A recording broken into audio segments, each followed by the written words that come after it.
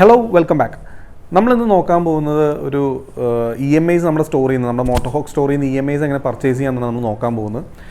എങ്ങനെയൊക്കെയാണെന്ന് വെച്ചാൽ നമുക്ക് രണ്ട് ടൈപ്പ് EMIs നമ്മുടെ സ്റ്റോറിൽ അവൈലബിൾ ആയിട്ടുള്ളത്. ഒന്ന് ബജാജ് കാർഡ് വെച്ചിട്ട്, ബജാജ് ഫിൻസർവിൻ്റെ EMI കാർഡ് വെച്ച് നമുക്ക് പർച്ചേസ് ചെയ്യാൻ പറ്റും. പിന്നെ അതുപോലെ തന്നെ ക്രെഡിറ്റ് കാർഡ്സ് വെച്ചും പർച്ചേസ് ചെയ്യാൻ പറ്റും. ക്രെഡിറ്റ് കാർഡ്സും ഡെബിറ്റ് കാർഡ്സും ഉണ്ട്. പക്ഷേ ഡെബിറ്റ് കാർഡ്സിൻ്റെ അത്ര നമുക്കൊരു 5% കാർഡ്സൊക്കെയാണ് നമുക്ക് EMI ആയിട്ട് കൺവേർട്ട് ചെയ്യാൻ പറ്റുള്ളൂ. ക്രെഡിറ്റ് കാർഡ്സ് ഓൾമോസ്റ്റ് ഒരു 99% ക്രെഡിറ്റ് കാർഡ്സ് നമുക്ക് EMI ആയിട്ട്, എല്ലാ ബാങ്ക്സിൻ്റെയും 99% ക്രെഡിറ്റ് കാർഡ്സ് നമുക്ക് EMI ആയിട്ട് കൺവേർട്ട് ചെയ്യാൻ പറ്റും. അപ്പോൾ ബജാജിൻ്റെ നമുക്ക് ഫസ്റ്റ് പറയാം. ബജാജിൻ്റെ വരാൻ നേരത്ത് നമുക്ക് ബജാജിൻ്റെ കാർഡ് ഹോൾഡർ ആയിരിക്കണം. ഫസ്റ്റ് വേണ്ടത് നമ്മൾ ഓൾറെഡി കാർഡ് ഹോൾഡർ ആയിരിക്കണം. നമ്മുടെ സ്റ്റോറിൽ നിന്ന് പുതിയ കാർഡ് എടുക്കാൻ പറ്റില്ല. ഓൾറെഡി കാർഡ് ഹോൾഡർ ആണെന്നുണ്ടെങ്കിൽ നമുക്ക് നമ്മുടെ സ്റ്റോറിൽ നിന്ന് പർച്ചേസ് ചെയ്യാവുന്നതാണ്. അപ്പോൾ ഫസ്റ്റ് തന്നെ ചെയ്യേണ്ടതെന്ന് വെച്ചാൽ നമുക്ക് അവരുടെ രജിസ്റ്റേർഡ് മൊബൈൽ നമ്പർ ഉണ്ടാവും. ആ രജിസ്റ്റേർഡ് മൊബൈൽ നമ്പർ വെച്ചിട്ട് നമ്മുടെ ഒരു ആപ്പ് ഉണ്ട്. ആ ആപ്പിൽ നമുക്ക് ചെക്ക് ചെയ്യാൻ പറ്റും.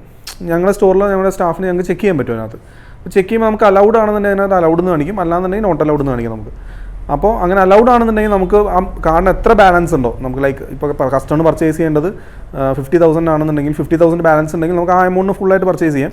അത് ഓൾ ഇന്ത്യയിൽ എവിടെയുള്ള കാർഡായാലും മതി. നമുക്ക് കൊച്ചിയിൽ തന്നെ ബേസ് ചെയ്യണമെന്നോ അല്ലെങ്കിൽ കേരളത്തിൽ തന്നെ ബേസ് ചെയ്യണമെന്നോ ഒന്നുമില്ല. പിന്നെ ആകെ ഉള്ളൊരു കാര്യം എന്ന് വെച്ചാൽ നമുക്ക് രജിസ്റ്റേർഡ് മൊബൈൽ നമ്പർ കിട്ടണം. ആ ബജാജ് കാർഡിൻ്റെ രജിസ്റ്റേർഡ് മൊബൈൽ നമ്പർ കിട്ടിയാൽ മാത്രമാണ് നമുക്ക് അത് പ്രോസസ്സ് ചെയ്യാൻ പറ്റുള്ളൂ. കാരണം എന്താണെന്ന് വെച്ച് കഴിഞ്ഞാൽ നമുക്കൊരു OTP പോകും.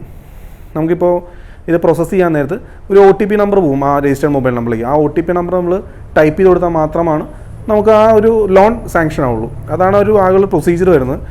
നമുക്ക് എക്സ്ട്രാ ഇൻട്രസ്റ്റ് റേറ്റും കാര്യങ്ങളൊന്നും വരുന്നില്ല. ആകെയുള്ളൊരു പ്രോസസ്സിംഗ് ചാർജാണ് വരുന്നത്. അത് നമുക്ക് ആ ഒരു സ്വൈപ്പ് മീൻസ് നിങ്ങൾ എത്ര ലോൺ എമൗണ്ടാണ് എടുക്കുന്നത് ആ എമൗണ്ടിൻ്റെ ഒപ്പം നമുക്ക് ആഡ് ചെയ്തെടുക്കാം, അല്ലെങ്കിൽ നിങ്ങൾക്ക് എക്സ്ട്രാ ആയിട്ട് പേ ചെയ്യാവുന്ന ഓപ്ഷൻ ഉണ്ട്.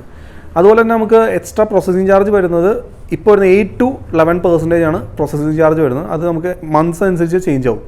എത്ര മാസങ്ങളൊക്കെ നമുക്ക് എടുക്കാൻ പറ്റുന്നതെന്ന് വെച്ച് കഴിഞ്ഞാൽ ബജാജിൻ്റെ കാർഡ് വെച്ചിട്ട് നമുക്ക് മിനിമം പർച്ചേസ് 5,000 വേണം. 5,000 എബോ ഉള്ള പ്രൊഡക്ട്സ് ആണ് നമുക്ക് EMI ആയിട്ട് ചെയ്യാൻ പറ്റുള്ളൂ. 5,000 എബോ എന്ന് പറയുമ്പോൾ നിങ്ങൾ ഒരു പ്രൊഡക്റ്റ് മാത്രമായിട്ട് എടുക്കണം എന്നില്ല. നമുക്കൊരു 3-4 ഐറ്റം ആയിട്ടാണെങ്കിലും നമുക്ക് 5,000 above amount cash value, amount value 5,000 above മാത്രം വന്നാൽ മതി, നമുക്ക് പർച്ചേസ് ചെയ്യാൻ പറ്റും. അതുപോലെ തന്നെ പ്രോസസ്സിംഗ് ചാർജ് വരുന്നത് നമുക്ക് 8 to 11% ആണ്. നേരത്തെ പറഞ്ഞ പോലെ 8 to 11% ആണ് പ്രോസസ്സിംഗ് ചാർജ് വരുന്നത്. പിന്നെ നമുക്ക് 5 മന്ത്സ്, ഈ പറഞ്ഞ പോലെ 5 മന്ത്സ് അല്ല, 5,000 പർച്ചേസ് ചെയ്ത് നമുക്ക് 3 മന്ത്സ് ആയിട്ട് കൺവേർട്ട് ചെയ്യാൻ പറ്റും. നമുക്ക് 3 മന്ത്സ് ആണ് ചെയ്യാൻ പറ്റുള്ളൂ. അതിൽ 8,000 എബോ പർച്ചേസ് ചെയ്ത് കഴിഞ്ഞാൽ 5 മന്ത്സ് വരെ ചെയ്യാൻ പറ്റും. 12,000 എബോ പർച്ചേസ് ചെയ്ത് കഴിഞ്ഞാൽ 8 മന്ത്സ് വരെ ചെയ്യാൻ പറ്റും. അങ്ങനെയാണ് ടേണേഴ്സും മന്ത്സിൻ്റെ ഡിവിഷൻ വരുന്നത്.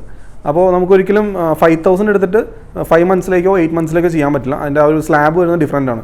നമുക്ക് 8,000 എബോ പർച്ചേസ് ചെയ്താൽ മാത്രമാണ് 5 മന്ത്സിലേക്ക് ചെയ്യാൻ പറ്റുള്ളൂ. അപ്പോൾ അതൊക്കെയാണ് ബജാജിൻ്റെ ബേസിക്കലി ഒരു ഫീച്ചേഴ്സ് വരുന്നത്.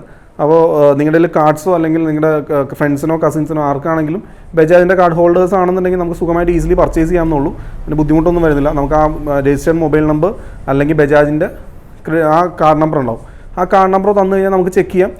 അലൗഡ് ആണെന്നുണ്ടെങ്കിൽ നമുക്ക് പ്രോസസ്സ് ചെയ്യാവുന്ന കാര്യമുള്ളൂ. ഇതാണ് ബജാജിൻ്റെ കാർഡ്സ് വെച്ചിട്ട് നമുക്ക് ചെയ്യാൻ പറ്റുന്നൊരു EMI പ്രൊസീജിയേഴ്സ് വരുന്നത്. പിന്നെ അതിനകത്ത് ഫസ്റ്റ് മെയിൻ തിങ് എന്താണെന്ന് വെച്ച് കഴിഞ്ഞാൽ നമുക്ക് ഇവിടെ നിന്ന് കാർഡ്സ് പ്രൊവൈഡ് ചെയ്യാൻ പറ്റില്ല. ഓൾറെഡി കാർഡ് ഹോൾഡർ ആയിരിക്കണം. നമുക്ക് ഇവിടെ നിന്ന് കാർഡ്സ് പ്രൊവൈഡ് ചെയ്യാൻ പറ്റില്ല. ആ ഒരു ഡിഫിക്കൽട്ടി മാത്രമാണ് നമുക്ക് ഈ ഒരു ബജാജിൻ്റെ കാര്യത്തിലുള്ളത്. ഇതാണ് ബജാജ് വെച്ചിട്ട് നമുക്ക് EMI എടുക്കാൻ പറ്റുന്ന ആ ഒരു പ്രൊസീജിയേഴ്സ്. പെട്ടെന്ന് പറയുമ്പോൾ ഇതൊക്കെയാണ് അതിൻ്റെ പ്രൊസീജിയേഴ്സ് വരുന്നത്. ഇനി നമുക്ക് ക്രെഡിറ്റ് കാർഡ്സ് നോക്കാം. അപ്പോൾ നമ്മൾ സെക്കൻഡ്ലി നോക്കാൻ പോകുന്നത് ക്രെഡിറ്റ് കാർഡ്സ് ഡെബിറ്റ് കാർഡ്സ് വെച്ച് എങ്ങനെ EMI എടുക്കാമെന്നാണ് നോക്കാൻ പോകുന്നത്. അതിനകത്ത് എങ്ങനെയാണെന്ന് വെച്ച് കഴിഞ്ഞാൽ നമുക്ക് ക്രെഡിറ്റ് കാർഡ്സ് വെച്ചിട്ട് നമുക്ക് ഓൾമോസ്റ്റ് 99% ക്രെഡിറ്റ് കാർഡുകൾ നമുക്ക് EMI ആയിട്ട് കൺവേർട്ട് ചെയ്യാൻ പറ്റും.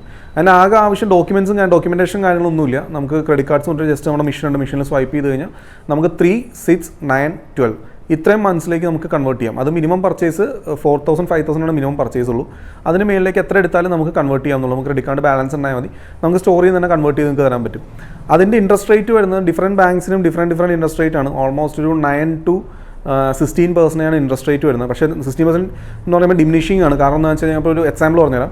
നമ്മളൊരു 10,000 എടുത്തിട്ട് ഒരു 6 മന്ത്സിലേക്ക് അല്ലെങ്കിൽ 12 മന്ത്സിലേക്ക് EMI ആയിട്ട് കൺവേർട്ട് ചെയ്ത് കഴിഞ്ഞാൽ ഒരു 10,000 രൂപയ്ക്ക് എടുത്തിട്ട് നമ്മൾ കൺവേർട്ട് ചെയ്ത് കഴിഞ്ഞാൽ നമുക്ക് ഓൾമോസ്റ്റ് ഒരു വർഷത്തേക്ക് 12 മാസത്തേക്ക് ചെയ്താലും നമുക്കൊരു 650-550 രൂപയാണ് എക്സ്ട്രാ വരുള്ളൂ. നമ്മളോട് ചെയ്യുമ്പോൾ ആ ഒരു റേഞ്ചിലാണ് 500 to 650 എമൗണ്ടാണ് എക്സ്ട്രാ നമുക്ക് പേ ചെയ്യേണ്ടി വരുള്ളൂ. അതാണ് ഏകദേശം ഒരു റേറ്റ് വരുന്നത്. അപ്പോൾ ഇൻട്രസ്റ്റ് റേറ്റ് ഉണ്ട്. അതിന് ഡിഫറൻറ്റ് ബാങ്ക്സിന് പല ഇൻട്രസ്റ്റ് റേറ്റുകളാണ്. അതുകൊണ്ട് നമുക്ക് കറക്റ്റ് റേറ്റ് അതിനകത്ത് പറയാൻ പറ്റില്ല. 9 to 16% വരാറുള്ളത്. അതിന് വേറെ പ്രൊസീജിയേഴ്സോ ഡോക്യുമെൻറ്റേഷൻസോ ഒന്നുമില്ല. നമുക്ക് സിംപ്ലി ആ കാർഡ് കൊണ്ടുവന്നാൽ മാത്രം മതി. ഇപ്പോൾ ബജാജിൻ്റെ കാർഡാണെങ്കിലും ക്രെഡിറ്റ് കാർഡാണെങ്കിലും നമുക്ക് ഡോക്യുമെൻറ്റേഷൻസ് ഒന്നുമില്ല. ലൈക്ക് പ്രൂഫ് വരിക അങ്ങനത്തെ ഡോക്യുമെൻറ്റേഷൻ വർക്ക്സ് ഒന്നുമില്ല. നമുക്ക് ജസ്റ്റ് കാർഡ് കൊണ്ടുവരിക, സ്വൈപ്പ് ചെയ്യുക, ആ OTP ഉണ്ടെങ്കിൽ OTP അല്ലെങ്കിൽ പിന്നടിക്കുക, അത് കഴിഞ്ഞാൽ അത് പ്രോസസ്സ് ആവും. ഇത് രണ്ടുമാണ്. പിന്നെ ഡെബിറ്റ് കാർഡ്സിൻ്റെ വരാൻ നേരത്ത് ഡിഫറൻസ് എന്താണെന്ന് വെച്ച് കഴിഞ്ഞാൽ ഡെബിറ്റ് കാർഡ്സ് ഓൾമോസ്റ്റ് ഒരു 5% കാർഡ്സുകളാണ് നമുക്ക് EMI ആയിട്ട് കൺവേർട്ട് ചെയ്യാൻ പറ്റാറുള്ളൂ. അപ്പോൾ അതുകൊണ്ട് ഡെബിറ്റ് കാർഡ്സിനും സെയിം ക്രെഡിറ്റ് കാർഡിൻ്റെ സെയിം പ്രൊസീജിയർ തന്നെയാണ്. പ്രൊസീജിയർ ഡിഫറൻസ് ഒന്നുമില്ല, സെയിം പ്രൊസീജിയറാണ്. നമുക്ക് ഇവിടെ തന്നെ സ്വൈപ്പ് ചെയ്യാൻ പറ്റും, EMI ആയിട്ട് കൺവേർട്ട് ചെയ്യാൻ പറ്റും. ഇതൊക്കെയാണ് നമ്മുടെ സ്റ്റോറിൽ EMI ആയിട്ട് ചെയ്യാൻ പറ്റുന്ന ഫെസിലിറ്റീസ്. ലൈക്ക് ബജാജിൻ്റെ കാർഡ് വെച്ചിട്ട് ചെയ്യാൻ പറ്റും, ക്രെഡിറ്റ് കാർഡ് വെച്ചിട്ട് ചെയ്യാൻ പറ്റും, ഡെബിറ്റ് കാർഡ്സ് വെച്ചിട്ട് നമുക്ക് EMI ആയിട്ട് കൺവേർട്ട് ചെയ്യാൻ പറ്റും. അപ്പോൾ നിങ്ങൾക്ക് എന്ത് പ്രോഡക്റ്റ്സ് നമ്മുടെ സ്റ്റോറിൽ നിന്ന് ഇപ്പോൾ 2 വീലർ ആക്സസറീസ് ആണെങ്കിലും റൈഡിംഗ് ഗിയേഴ്സ് ആണെങ്കിലും എന്ത് പ്രോഡക്റ്റ്സ് നിങ്ങൾക്ക് എടുക്കുന്നുണ്ടെങ്കിലും നമുക്ക് EMI ആയിട്ട് കൺവേർട്ട് ചെയ്യാം, ഈസിലി ആയിട്ട് കൺവേർട്ട് ചെയ്യാമെന്നുള്ളൂ. നിങ്ങൾക്ക് ഇപ്പോൾ ഈ പറഞ്ഞ EMI പ്രൊസീജിയറിനെ കുറിച്ചോ അല്ലെങ്കിൽ EMI എങ്ങനെ എടുക്കണമെന്നുള്ളതിനെ കുറിച്ചോ എന്തെങ്കിലും ഡൗട്ട്സ് ഉണ്ടെങ്കിൽ നമ്മുടെ ഡിസ്ക്രിപ്ഷനിൽ നമ്മുടെ കോൺടാക്ട് നമ്പേഴ്സും ഡീറ്റെയിൽസ് കൊടുക്കുന്നുണ്ടാവും.